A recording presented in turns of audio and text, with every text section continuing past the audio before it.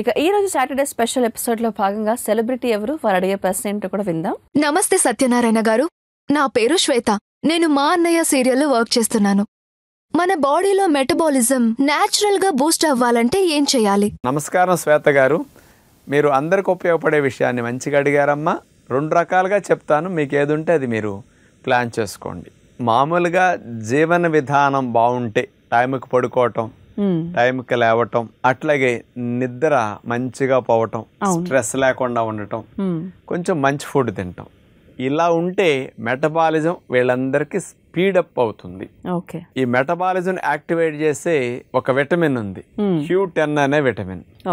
ఇది మన శరీరంలో శక్తిని ఉత్పత్తి చేసే కేంద్రాలైన కణాల్లో ఉండే మైటోకాండ్రియంలోనే రిలీజ్ అవుతుంది. ఇది బాగా రిలీజ్ అయ్యి ఎనర్జీని బాగా బూస్ట్ చేస్తుంది, మెటబాలిజం యాక్టివేట్ చేస్తుంది. మరి ఇవన్నీ చేయటం నాది వల్ల కాదు అనుకునేవారు ఉంటే వారిలాగా, అలాంటి వారికి ప్రకృతి ప్రసాదించిన ఔషధాల్లో మన ఆయుర్వేద శాస్త్రంలో ఇచ్చిన విజ్ఞానం ప్రకారం కూడా అశ్వగంధ పెట్టింది పేరు మెటబాలిజం బూస్టప్ చేయడానికి.